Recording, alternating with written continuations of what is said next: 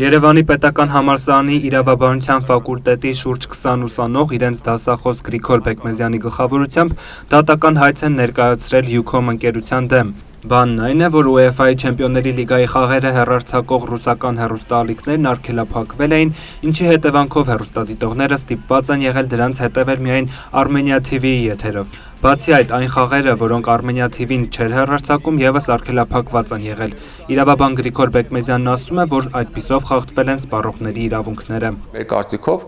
վերջին իրադարձությունների հետևանքով խախտվել է մեր իրավունքը, այսինքն մեր բոլորիս որպես սպառող իրավունքը եւ վճարելով որոշակի գումար, որոշակի ծառայություններ ստանալու համար մենք փաստորեն չենք ստանում այդ ծառայությունները կամ ստանում ենք թերությամբ։ Եվ հիմա մենք փորձ ենք անում ամեն կերպ, տվյալ դեպքում արդեն դատական կարգով վերականգնել մեր իրավունքները, կարծում ենք սա նաև հետաքրքիր նախադեպ կլինի ու նաև հետաքրքիր դաս կլինի մյուս բոլորի համար, ովքեր ցանկություն ունեն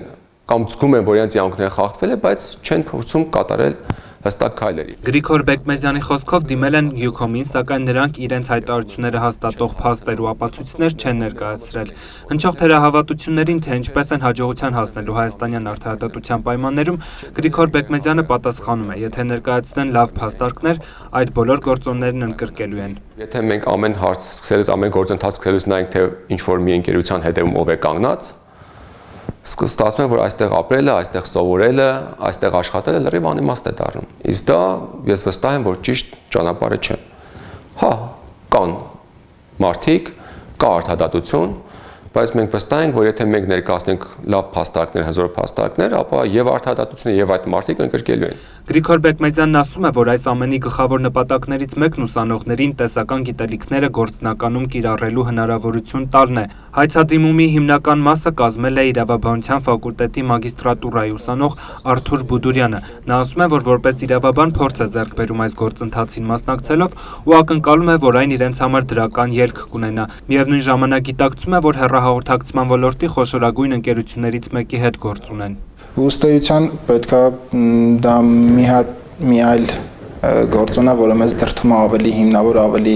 հետևողականորեն աշխատել հայցի վրա ու պատրաստվել դատարանում գործունեությանը։ Հարցի վերաբերյալ փորձեցինք ճշտել Յուքոմ ընկերության տեսակետը, սակայն այնտեղ նպատակահարմար չգտան հարցազրույց տալ ու հղում արեցին նախկինում իրենց արած հայտարարություններին։ Դրանցում նշվում է, որ Armenia TV-ի եւ Եվրոպական ֆուտբոլային ասոցիացիաների միության UEFA-ի միջև 2015 թվականի հուլիսի 8-ին կնքվել է մեդիա իրավունքների համաձայնագիր, համաձայն որի Armenia TV-ն ու Armenia Premium HD-ն UEFA Չեմպիոնների լիգայի խաղերը Հայաստանի տարածքում բացառիկ կարգով հեռարձակելու մեդիա իրավունքներ են ձեռք բերել, ինչը նշանակում է, որ Հայաստանի ամբողջ տարածքում միայն Armenia TV-ն կարող է վերահեռարձակել UEFA Չեմպիոնների լիգայի հանդիպումները։ Մեկ այլ հայտարարությունում ընկերությունը հողում է կատարում հեռուստատեսության եւ ռադիոյի ազգային հանձնաժողովին, որն էլ ալիքների փակման պահանջով դիմել է ընկերությանը։ Մինչդեռ հեռահից Civilnet-ի հարցմանին պատասխան հայտնեցին, որ հանձնաժողովը Յուքոմին նման պահանջով չի դիմել, միայն Armenia TV-ից գրություն է ստացել մեդիա իրավունքների ձեռքբերման մասին։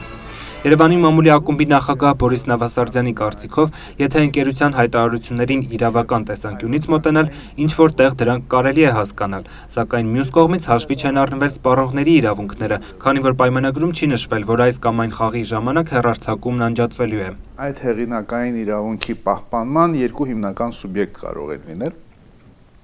Առաջինը դա վաճառողն է, հա, իրավունքի այդ խաղերի ցուցադրման, այստեղ վերջնական շահառուն UEFA-ն է։ Եվ եթե ինքը չի միջամտում եւ չի պահանջում, որպիսի խաղերի հեռարձակումը ընդհատվի, արգելափակվի, ուրեմն մնում է երկրորդ խաղացողը, տվյալ դեպքում դա Armenia հեռուստաընկերությունն է, որը գնել է իրավունքը այդ խաղերի